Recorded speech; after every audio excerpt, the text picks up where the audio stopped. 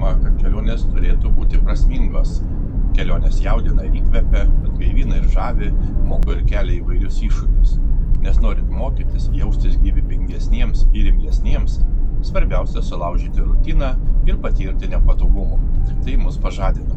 Ar gali būti geresnis būdas pažinti savo šalį? Taigi štai ir vėl į kitą kelionę aplink Lietuvą. Važiuojame į Jurbarką.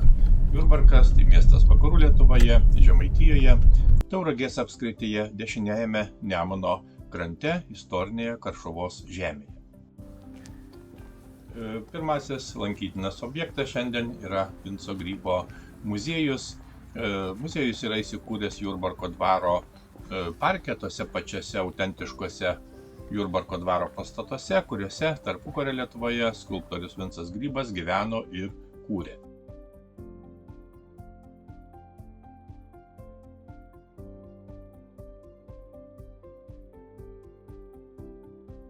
Taip, taigi šiandien yra sekmadienis, rugpjūčio 25 diena ir mes esame Jurbarke ir tęsiame toliau kelionės aplink Lietuvą. Ir šios dienos maršrutas taip pat nėra labai ilgas suplanuotas, tačiau manome, kad bus turiningas, todėl kad yra tikrai daug įdomių vietų lankytinų. Taip pat apžiūrėsime dar ir Jurbarko miestą, kuris yra miestas prie Nemuno upės ir taip pat praktiškai prie sienos su Karaliaučiaus sritimi. Ir miestas tikrai įdomus, yra nutolęs maždaug 110 km nuo Šiaulių. Ir šiuo metu esame parke prie skulptoriaus Vinco Grybo muziejaus arba buvusios sodybos. Šiuo metu yra muziejus, yra tikrai puikiai taip pat sutvarkyta aplinka, daug įvairių įdomių meninių objektų apžiūrėti. Ir dar pabuvoję Jurbarke vyksime toliau iki Pagėgių, link Pagėgių, pasienių, aplankysime Smalininkus, ir taip pat kitus didesnius, mažesnius miestelius ir kaimus. Ir matysime, ką mes čia sužinosime, ką pamatysime, bet tikimės kaip visada visko daug.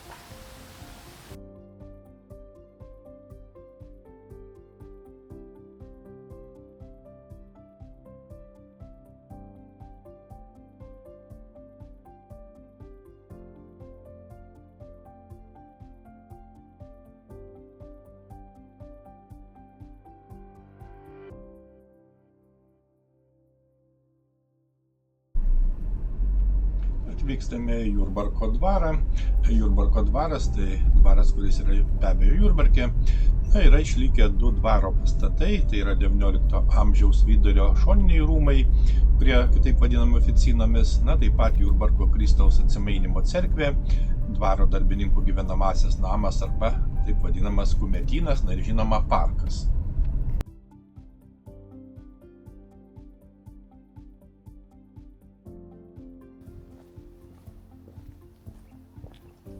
Pietinėme išlikusiame pastate šiuo metu yra įsikūręs Jurbarko turizmo ir verslo informacijos centras, o šiaurinėme Jurbarko krašto muziejus. O cerkvėje veikia Jurbarko parodų ir koncertų salė. 2015 metais buvo atstatytos dvaro centrinių rūmų kolonos. 16–18 amžiuje Jurbarkas priklausė Lietuvos didžiosios kunigaikštystės valdovų žmonoms, valdė Bona Sforza, Ona Habsburgaitė, Cecilija Renata, Liudvika Marija. 18 amžiaus pradžioje Augustas II pavedė Jurbarką valdyti Radvilams, ir 1795 metais Jekaterina II jį perdavė Platonui Zubovui. Kol pagaliau 1846 metais Nikolajus I Jurbarką dovanojo kunigaikščiams Vasilčikovams. Ir jie pastatė dvaro sodybą. Pastarieji čia buvo iki 1918 metų. Iš šiaurės ir rytų dvaro sodybos parką riboja Jurbarko miestas, iš pietų gyvenamieji rajonai, o vakarinėje dalyje vyrauja banguotas reljefas, Mituvos upė su savo slėniu.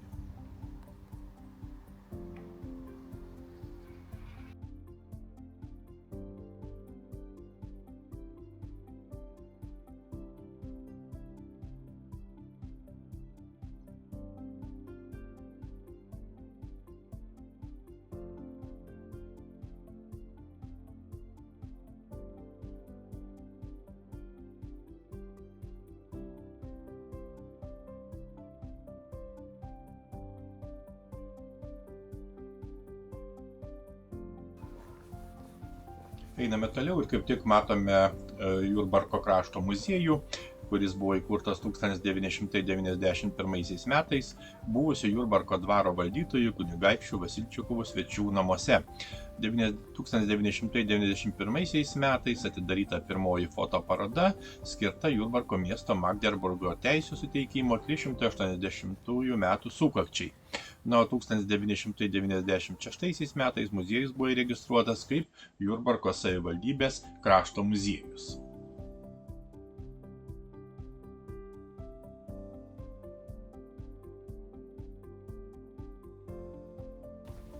Einame apžiūrėti Jurbarko Kristaus Atsimainymo cerkvės, tai yra buvusi stačiatikių cerkvė Jurbarke. Na, jie yra dvaro parke šalia kraštotyros muziejaus. Pastatas yra suremontuotas, išlaikęs kulto pastato formas, nors ant kupolų nelikęs stačiatikių kryžių.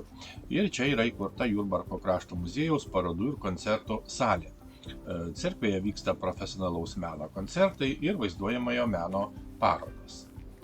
Kaip matome, tai nedidelė mūrinė bizantinio stiliaus cerkvė, kuri buvo pastatyta 1865 metais ir veikė iki 1940 metų. Taip pat netoliese matome yra puikia gimnazija, tai Jurbarko Antano Giedraičio gimnazija. Būtent 1918 metais vasario 16-ąją atkūrus Lietuvos valstybę, viena iš pagrindinių problemų tapo švietimas. Antanas Giedraitis buvo ne tik vienas iš gimnazijos steigėjų, tačiau ir pats mokytojavo naujai įkurtoje švietimo įstaigoje, dėstė lietuvių kalbą. Mieste veikia meno mokykla, 1966 metais pradėjo veikti muzikos mokykla, kuri 1990 metais buvo pavadinta Antano Sodeikos vardu, o nuo 2007 metų Sodeikos meno mokykla. Dar keletas žodžių apie Jurbarką. Jurbarko senamiestis yra prie Nemuno, Mituvos upės kairiajame krante, na, o naujamiestis į šiaurę nuo senamiesčio. Šiaurės vakaruose yra Jurbarko tvenkinys, pietvakariuose Kalnėnų žvyro karjeras. Na, yra keliai vedantis į Kauną, Klaipėdą, Skaudvilę, Šakius. Na, taip pat ties Jurbarku yra tiltas per Nemuną, kuris pastatytas 1978 metais. Yra manoma, kad 3 km į pietvakarius nuo Mituvos Žečių 1259 metais buvo pastatyta Georgenburgo pilis. Tai yra viena seniausių kryžiuočių pilių prie Nemuno. Na, o kryžiuočiai po 1260 metų Durbės mūšio ją apleido, lietuviai sugriovė. Maždaug tuo pat metu ant Jurbarko piliakalnio pilį pasistatė lietuviai. 1336 metais kryžiuočiai atnaujino Georgenburgo pilį, pavadino ją Jurgenburgu. Iki 15 amžiaus pradžios vyko lietuvių kovos su kryžiuočiais. Na ir 1403 metais Vytauto kariuomenė paskutinį kartą sudegino Jurgenburgo pilį. Po Žalgirio mūšio Jurbarko gyvenvietė pradėjo plėstis. Ir po 1422 metų Melno taikos, nustačius Lietuvos ir Vokiečių ordino sieną, Jurbarkas atiteko Lietuvai, tapo jos pasienio punktu ir itin svarbiu prekybos centru. Taigi, pabuvoję puikiame mieste prie Nemuno upės, tęsiame kelionę ir važiuojame link Smalininkų.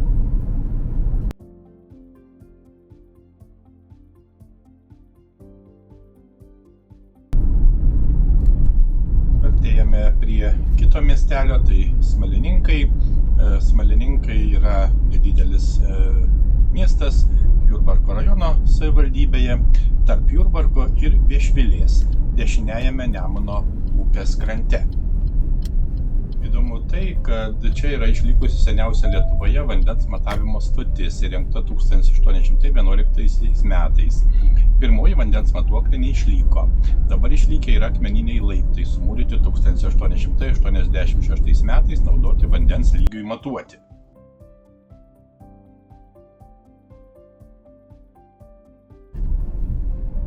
Apie Smalininkus nuo seno buvo girios. Vietos gyventojai iš medžių sakų gamino smalą, dervą arba degutą. Todėl vietovė pradėta vadinti Smaliais, o vėliau Smalininkais. Miestas yra įsikūręs lygumoje, Lietuvos vakarinėje dalyje, dešiniajame Nemuno krante. Mieste yra 12 gatvių, o didžiausia ir taip pat didžiausia Lietuvoje Smalininkų ąžuolų alėja, net 207 ąžuolai. Į pietryčius nuo Smalininkų yra didžiausi rajono ežerai – Lyginys, Palėkių ežeras ir Bildenis. Tiksli Smalininkų įkūrimo data nežinoma. Pirmieji paminėjimai rašytiniuose šaltiniuose pasirodo 15 amžiaus pabaigoje. 1811 metais buvo įsteigta viena pirmųjų Lietuvoje vandens matavimo stotis. Ir ilgą laiką Smalininkai priklausė Klaipėdos kraštui.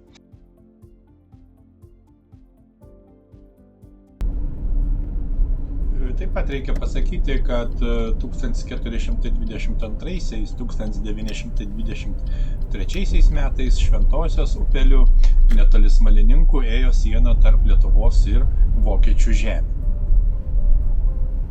Paėmė apžiūrėti senovinės technikos muziejaus, ir tai yra bene įdomiausias objektas Smalininkuose. Šis muziejus Smalininkuose pradėjo veikti 2004 metais.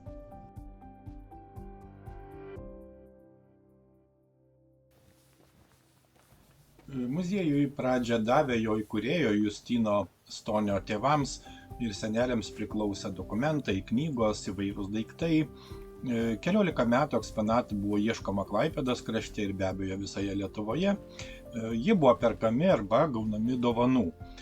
Tokiu būdu sukaupta daugiau negu 7000 pačių įvairiausių eksponatų, kurie atspindi žemės ūkio, buities, amatų ir žinoma technikos raidą.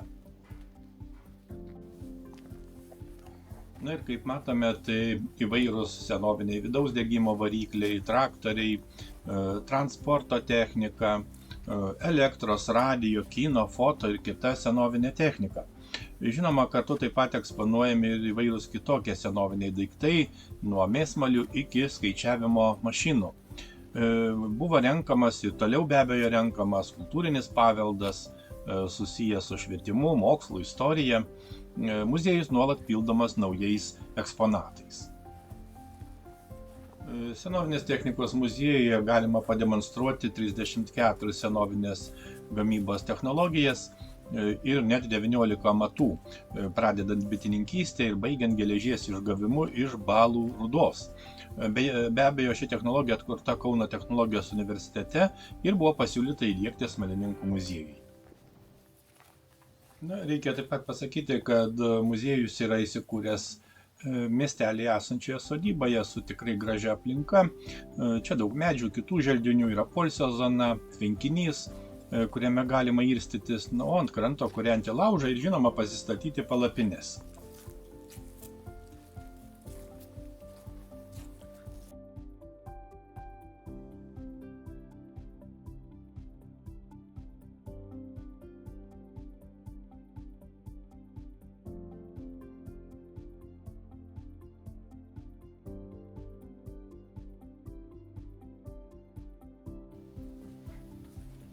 Čia kaip tik matome patalpą, kurioje gausu senovinių audimo staklių ir kitos audimu susijusios įrangos.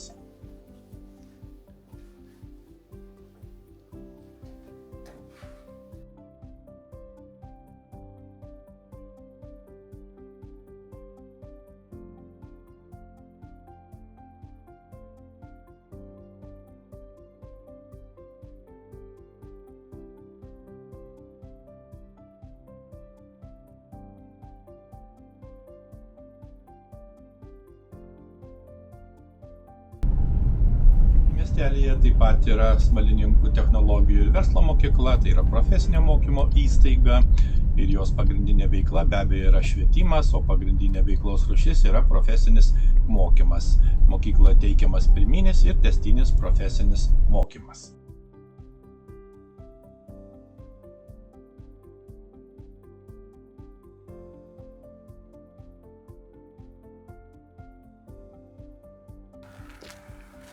Miestelėje taip pat yra parkas, kuris buvo atnaujintas, išsaugant vertingiausius medžius, suformuotos parko erdvės, įrengti apšviesti laiptai, apžvalgos aikštelė, pėsčiųjų takai, gėlynai, Na, o arčiau pagrindinės gatvės taip pat yra įrengtas krepšinio ir lauko teniso aikštelės. Kitoje gatvės pusėje, buvusios evangelikų liuteronų bažnyčios vietoje, sukurta skulptūra su varpu. Na ir parko unikalumą be abejo didina vietos skulptorių sukurtos ąžuolinės skulptūros.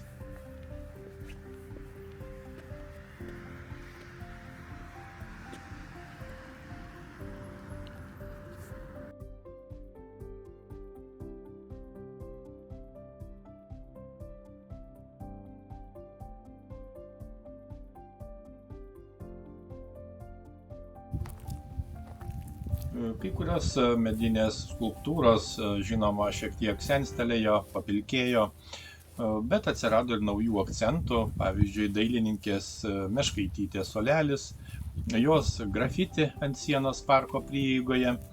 Na, yra ir vienas iš tikrųjų nekintantis dalykas, tai suoleliai Nemuno krantinėje, iš kurios atsiveria tikrai nuostabus vaizdas.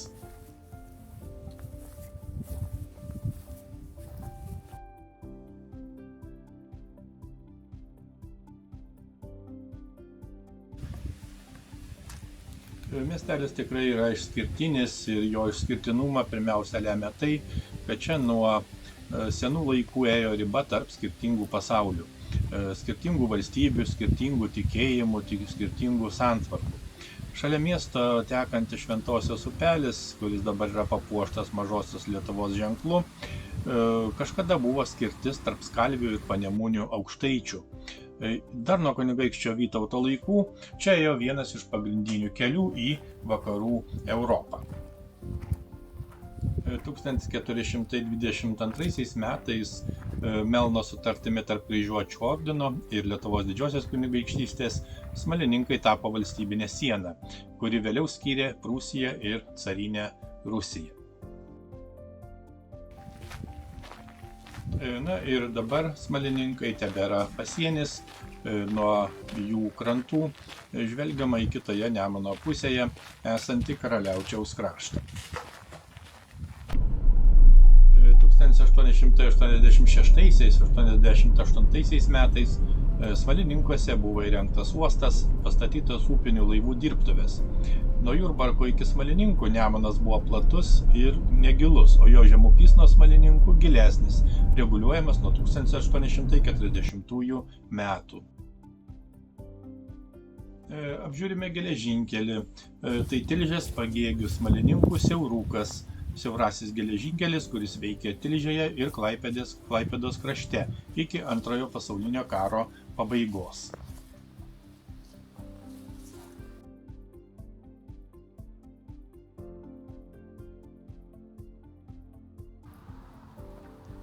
Aplankome bažnyčią. Tai Smalininkų Švento Juozapo bažnyčia, katalikų bažnyčia. Bažnyčia, kaip matome, yra mūrinė, stačiakampio plano su bokšteliu. Šventoriaus erdvė atsiveria iš rytų pusės nuo bažnyčios, na ir šventorių juosia medinių statinių tvora. Na, bažnyčia buvo pastatyta 1935 metais.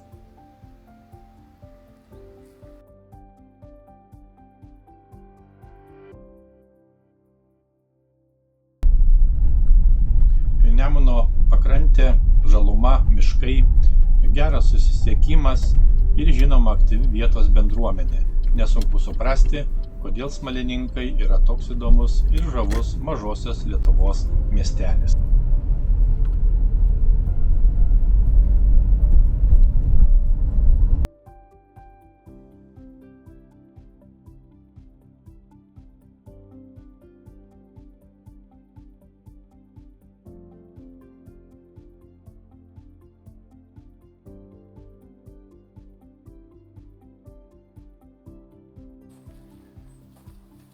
Pakeliui trumpam užsukome ir apžiūrime informaciją apie Naudvario kapinyną. Yra manoma, kad kapinyne žmonės jau buvo laidojami 800–400 metų prieš Kristų. Apskritai šis kapinynas yra datuojamas pirmasis tūkstantmetis prieš Kristų. Na ir kapinynas yra Kazikėnų miške.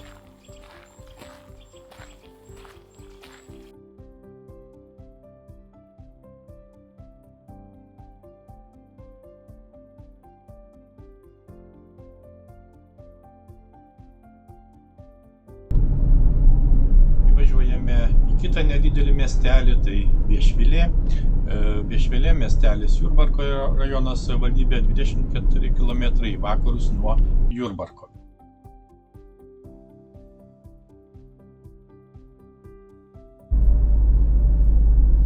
Miestelis yra įsikūręs prie kelio Kaunas Jurbarkas Šilutė Klaipėda, dešiniajame Nemuno krante. Būtent kitame krante yra Karaliaučiaus kraštas, abipus Viešvilės upelį.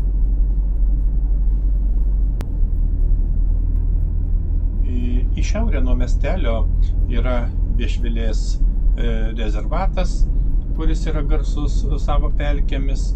Miestelio centre yra užtvanka, įrengta 20-ame amžiuje su turbina elektrai gaminti. Viešvilė minima 14 amžiuje, o miesteliu tapo 18 amžiuje. Prieš 1556 metus buvo pastatyta pirmoji evangelikų liuteronų bažnyčia, o 1658 metais pirmą kartą paminėta mokykla. Nuo 18 amžiaus vidurio buvo privati katalikų koplyčia, o 1863 metais buvo pastatyta bažnyčia. 20 amžiaus pradžioje pro Viešvilę buvo nutiestas Tilžės Smalininkų siaurasis geležinkelis, kuris buvo išardytas po Antrojo pasaulinio karo. Po Klaipėdos krašto sukilimo 1923 metais Viešvilė atiteko Lietuvai.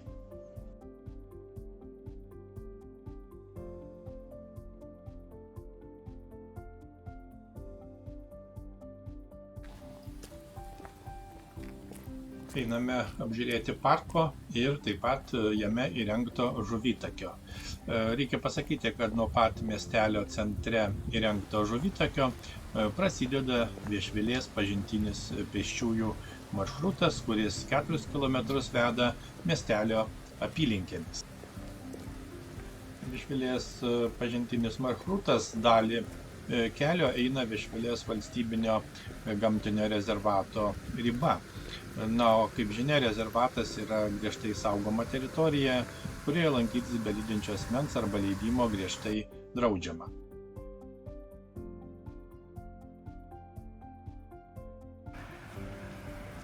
Viešvilės pažintinis pėsčiųjų maršrutas yra 4 km ilgio takas, tačiau jis nėra žiedinis ir norint grįžti į tą pačią vietą reikia eiti tuo pačiu maršrutu arba palei kelią atgal. Arčiau eiti galima šaligatviu, taip pradžia nuo pabaigos skiria tik 2 km atstumas. Didžioji dalis maršruto eina keliais ir miško keliukais. Ir toje vietoje, kur pėsčiųjų takas kerta Viešvilės upelį, maršrutas eina natūralaus grunto taku.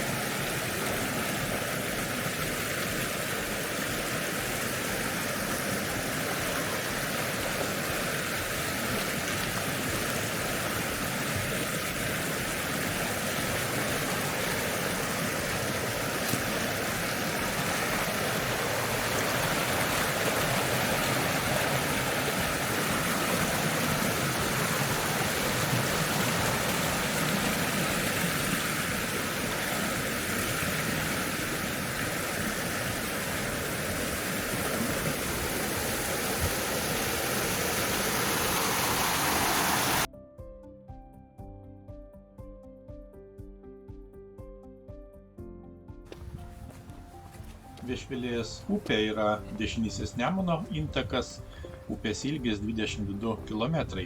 Didžioji upės dalis yra Viešvilės valstybinio gamtinio rezervato ir jo buferinės apsaugos zonos teritorijoje.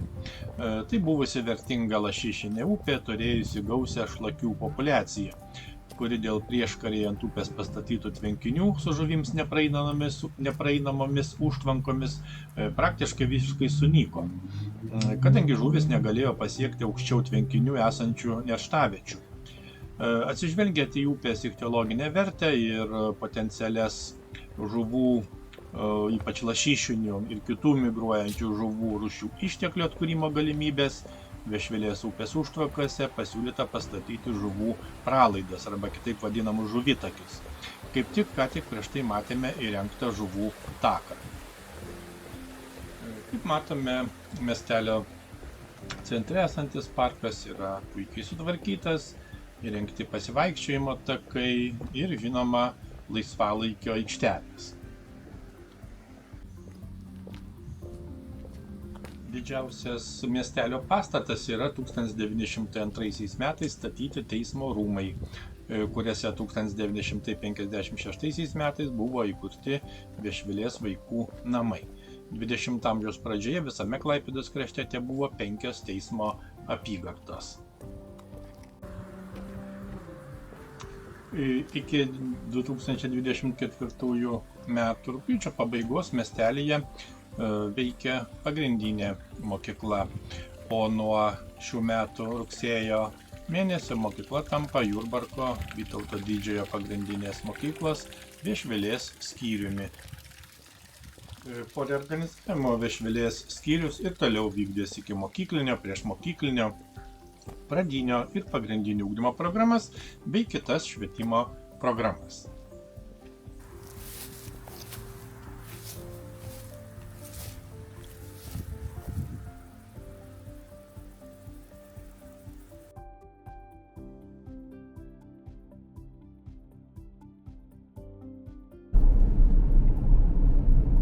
Važiuojame aplankyti bažnyčias, tai yra Viešvilės Kristaus Atsimainymo bažnyčia, katalikų bažnyčia, kuri yra vakarinėme miestelio pakraštyje, prie Pagėgių Jurbarko kelio. Bažnyčia įrengta 1863 metais. Bažnyčia yra stačiakampio plano su bokšteliu ir taip pat dviejais išsikišusiais prieangiais.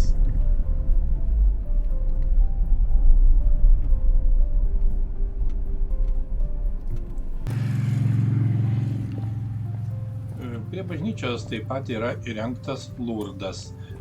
Viešvilės Lurdas pastatytas 160-ųjų metinių proga, kai pirmą kartą Lurde apsireiškė Šventoji Marija. Taip pat jis skiriamas ir Lietuvos šimtmečiui. Žinoma, kunigo ir bendruomenės pastangomis šis Lurdas buvo pastatytas iš naujai rekonstruojamų ir asfaltuojamų miestelio gatvių, ypač šaligatvių. Pradėjus tvarkyti miestelio gatves, buvo pastebėta, kad po kelio danga yra vokiečių laikus menantis akmeninis brukas. Ir visi šie akmenys keliavo į netoli bažnyčios esančią aikštelę bei Lurdą. Prie šio Lurdo statymo vieningai prisidėjo tiek kelininkai, tiek girininkija, parapijiečiai, ir žinoma seniūnijos darbuotojai.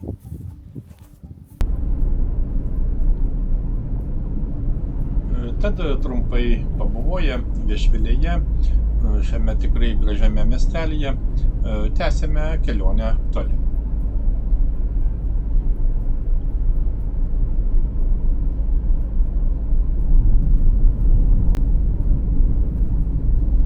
Įvažiuojame į Žukus. Žukai tai nedidelis kaimas jau Pagėgių savivaldybėje, 8 km į rytus nuo Vilkiškių, prie Giluvės upės, 1,5 km į šiaurę nuo plento Šilutė Jurbarkas, prie kelio į Tauragę. Įdomu tai, kad kaimas pažymėtas 1665 metais braižytame Ragainės apskrities žemėlapyje kaip maža salelė girioje. 18 amžiuje Žukai buvo eilinis Viešvilės parapijos kaimas, tačiau per 19 amžiuje gana ženkliai išaugo.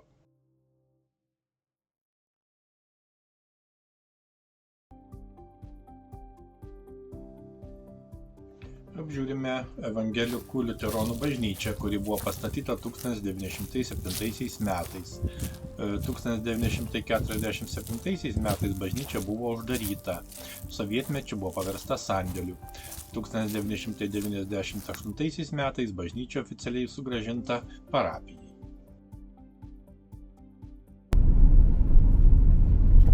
Važiuojame toliau. Pravažiuojame kitą kaimą, tai Mociškiai. Mociškiai yra nedidelis kaimas Pagėgių savivaldybėje, 3 km į pietryčius nuo Vilkiškių, kairiajame Jūros upės krante. Abipus kelio Kaunas Jurbarkas Šilutė Klaipėda. Per Jūros upę nutiestas Mociškių tiltas. Pasiekėme Vilkiškius. Vilkiškiai, nedidelis miestelis Pagėgių savivaldybėje, prie kelio Kaunas Jurbarkas Šilutė Klaipėda. Žinoma, tai yra seniūnijos centras. Miestelis yra urbanistikos paminklas, jame yra išlikusi senoji urbanistinė struktūra, būtent gatvių tinklas ir aikštės išplanavimas. Yra manoma, kad miestelio vardas anksčiau buvo ilgesnis, Vilkijiškiai.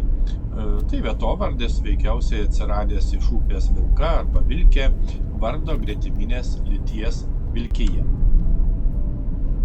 Miestelis įeina į Rambyno regioninio parko teritoriją, yra įsikūręs moreninėme Vilkiškių kalvagūbrio viduryje, 60-80 metrų virš jūros lygio. Rytuose prateka Jūros upė, o pietryčiuose yra nedidelis Vilkiškių miškas. Vilkiškiai minimi nuo 1542 metų, nuo 1551 metų Vilkiškiai vadinti karališkųjų kaimų, kadangi čia buvo svarbi kelių sankirta, tais keliais važinėjo net karaliai.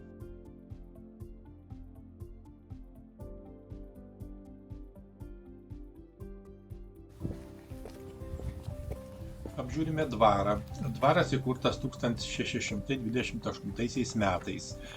Iš pradžių jį valdė Wolfas Michaelis Miulkiuncelis, o 1801 metais dvarą nupirko Gotfridas Dresleris. Dreslerių giminės rankose Vilkiškių dvaras išlieka iki pat Antrojo pasaulinio karo. Apžiūrime bažnyčią. Tai Vilkiškių Evangelikų liuteronų bažnyčia. Ji yra restauruota, joje taip pat vyksta pamaldos, bendruomenės renginiai, vargonų muzikos festivaliai, meno kūrinių parodos.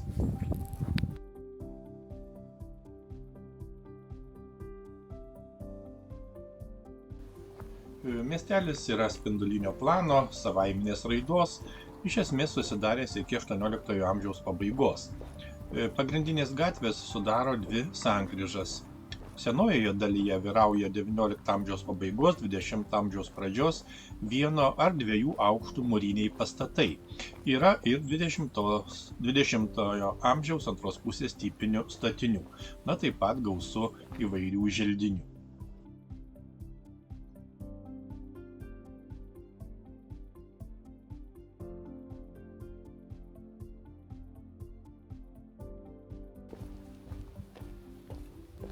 Miestelis taip pat smarkiai nukentėjo Prūsijos-Švedijos karo metu, kai 1678–79 metais juos užplūdo švedų kariuomenė. 1700 metais per bado ir maro epidemiją Vilkiškiai ir apylinkės smarkiai ištuštėjo. 1718 metais be šeimininkų likusios sodybos pradėtos dalinti vokiečių kolonistams, ypač nuo Zalcburgo. 1757 metais vykstant 7 metų karui Vilkiškiuose kelias savaitės siautėjo rusų kazokai. Reikia pasakyti, kad Vilkiškių miestelis yra urbanistinis draustinis, kuris įsikūręs Vilkiškių kalvagūbrio šlaituose ir keterose, abipus kelio Klaipėda Jurbarkas. Vilkiškiuose iki šiol išliko senoji erdvinė struktūra ir gatvių išplanavimas. Įdomu ir svarbu pasakyti, kad miestelyje veikė dar prieš Antrąjį pasaulinį karą įkurta Vilkiškių pieninė arba, kitaip sakant, pieno perdirbimo įmonė, puikiais sūriais garsinanti miestelį ne tik Lietuvoje, bet ir už Lietuvos ribų.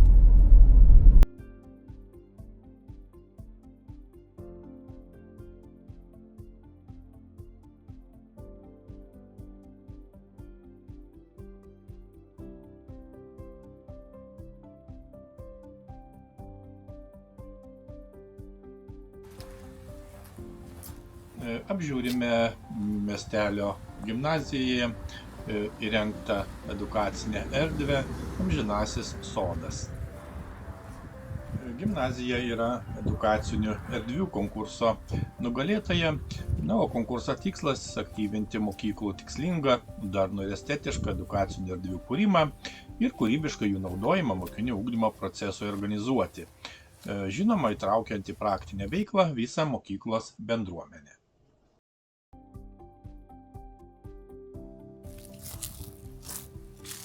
Žinoma, svarbiausia šio sodo organizatorė yra gimnazijos biologijos mokytoja metodininkė Marytė Gečienė, kuri dirba su 5-12 klasių moksleiviais. Čia galima rasti daug visokių įdomių dalykų. Pavyzdžiui, yra įrengtas basakojų takelis. Ir tai ne šiaip savo takelis, o tikra sveikatingumo sistema, pagrįsta XIX amžiaus vokiečių dvasininko ir naturopato Kneipo mokymu.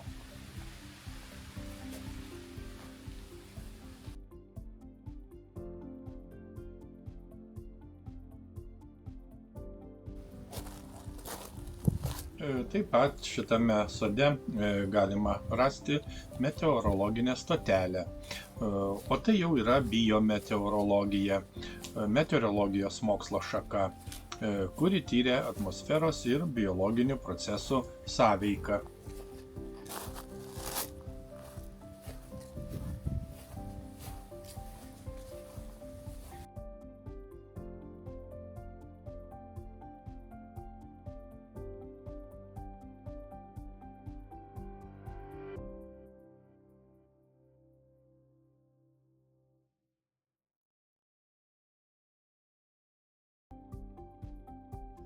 Tyrinėti, jausti, liesti, įkvėpti, išgirsti, pajusti, nurimti, žaisti.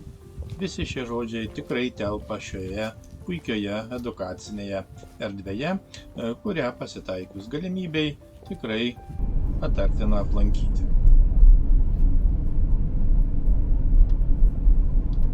Tęsime kelionę, važiuojame toliau ir apžiūrėsime dar vieną miestelio bažnyčią.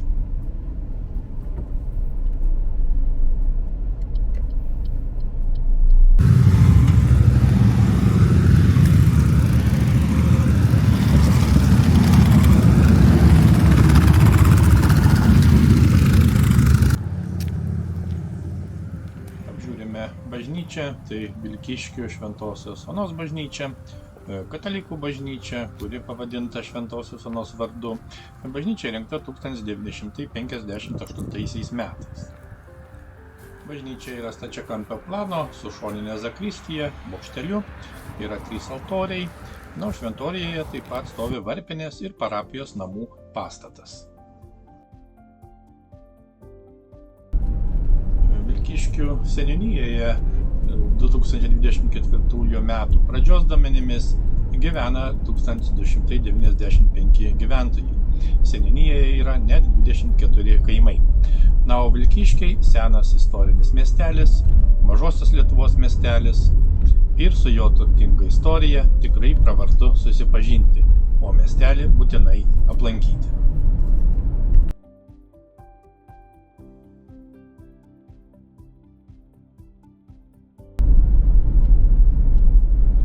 Kitą kaimą, tai Lumpėnai, kaimas Pagėgių savivaldybėje, 11 km į pietryčius nuo Pagėgių, kairiajame Lumpės upės krante, į rytus nuo Bardinų miško. Kaimo pavadinimas Pavadinimas kilo nuo netoliese pratekančio Lumpės upelio, tai yra vardinis vietovardis, na, o pats kaimas minimas 1785 metais. Reikia pasakyti, kad 1870 metais Lumpėnuose gimė Penzys Jėgomastas, visuomenės veikėjas, knygų periodikos leidėjas, publicistas. Jis 1896–1941 metais Tilžėje turėjo spaustuvę Lituanija. Kaime veikia žemės ūkio kooperatyvas Lumpėnų Rambynas, tinklinės maisto prekių parduotuvės, yra kaimo turizmo sodyba Senasis Rambynas.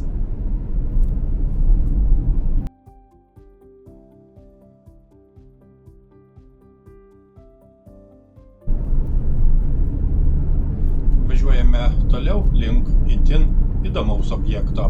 Tai Rambyno kalnas arba Rambynas, kuris yra 45 metrai virš jūros lygio.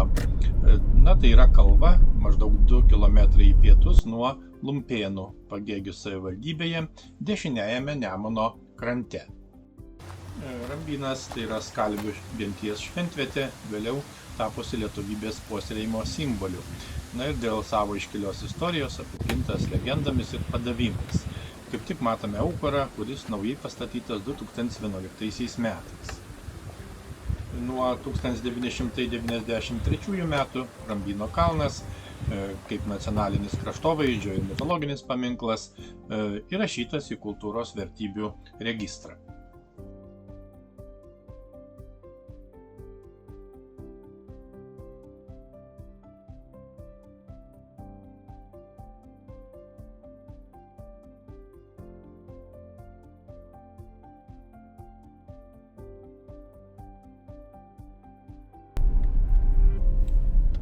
E 1992 metais buvo įkurtas Rambyno regioninis parkas, ir saugoma teritorija užima 4520 hektarų.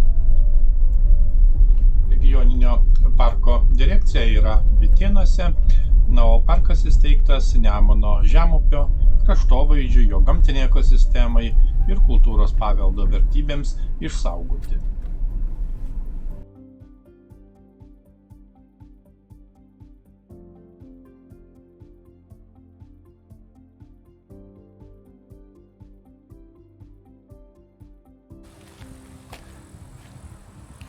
Yra įsteigtas Rambyno regioninio parko lankytojų centras, būtent parko direkcijos kieme seno ūkinio pastato vietoje jį rekonstravus. Ir taip pat be abejo yra įvairios ekspozicijos.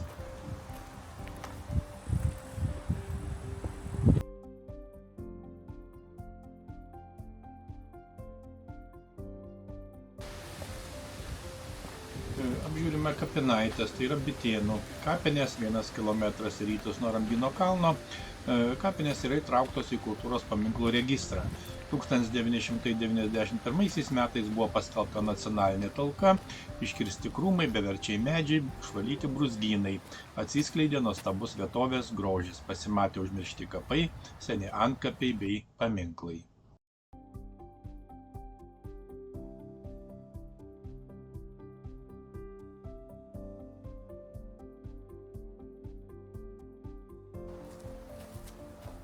Aplankome ir Vydūno kapą. Būtent Vydūno palaikai iš Detmoldo, Vokietijos, sugrįžo 1991 m. spalio 19 dieną. Vilhelmas Storasta, arba kitaip Vydūnas, buvo žymus mokytojas, poetas, humanistas, filosofas ir lietuvių rašytojas. Prūsijos lietuvių tautinio judėjimo Mažojoje Lietuvoje lyderis, vienas iš teosofijos judėjimo vadovų Rytų Prūsijoje.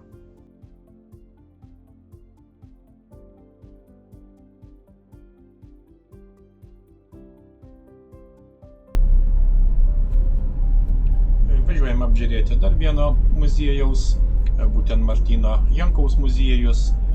Muziejus įkurtas XIX amžiaus pabaigos atstatytoje Mažosios Lietuvos spaustuvėje, kurioje dirbo, o vėliau ir gyveno spaustuvininkas, Tilžės akto signataras bei Mažosios Lietuvos patriarchas Martynas Jankus. Muziejaus ekspozicijos supažindina lankytojus su spaustuvių įranga ir įrankiais, taip pat Mažosios Lietuvos knygos istorija, žymiausiais spaustuvininkais, kultūros ir politikos veikėjais.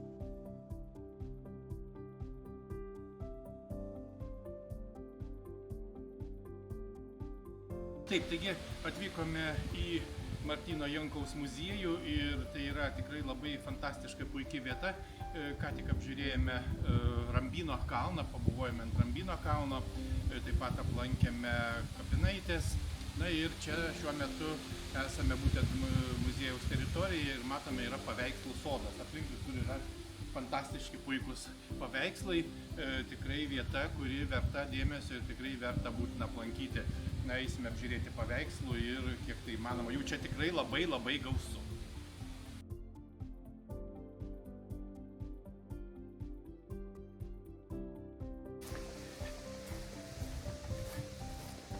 E, 2003 metais prie Pagėgių savivaldybės Martyno Jankaus muziejaus buvo įkurtas Mažosios Lietuvos paveikslų sodas. Tai yra galerija po atviru dangumi.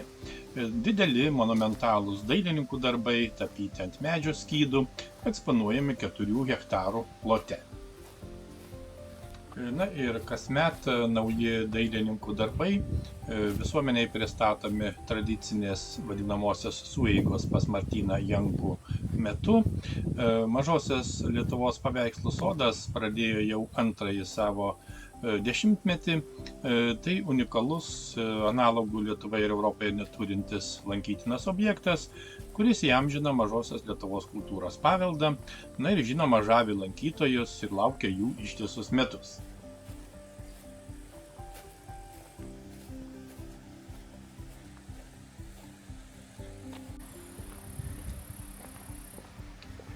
Na, laikas lekia labai greitai ir mes keliaujame toliau numatytų maršrutų.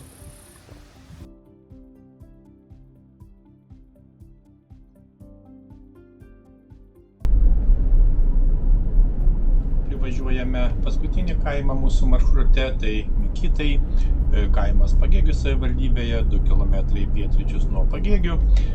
Kaimo pietuose teka upelis. Ties kaimu susikerta 2 XIX amžiuje nutiesti keliai. Tai būtent Via Hanziatica, Ryga, Šiauliai, Tauragė, Karaliaučius ir krašto kelias Kaunas, Jurbarkas, Šilutė, Klaipėda.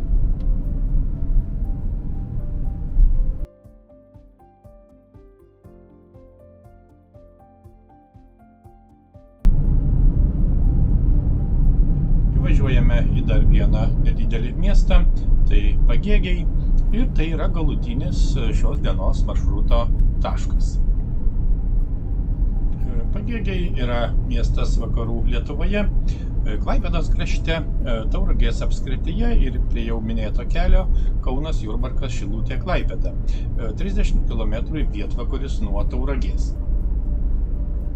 Pro miestą teka dešinysis Rusnės intakas Gėgė, nuo kurios pavadinimo yra kildinamas ir miesto vardas, o greta miesto įsikūręs Pagėgių kaimas. –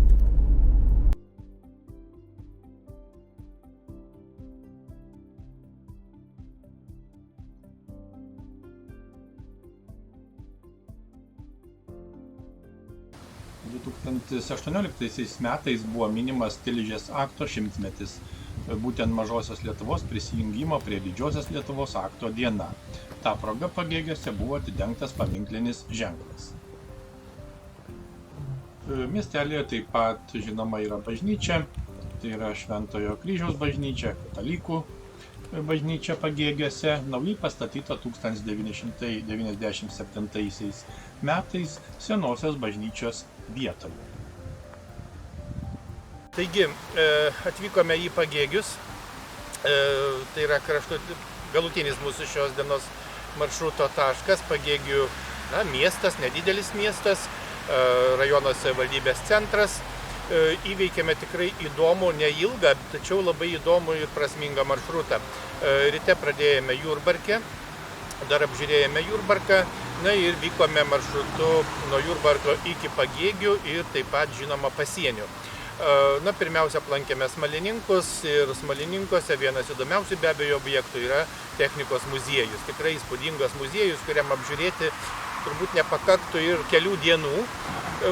Taip kad ateityje turbūt užsuksime dar kartą ir ne vieną.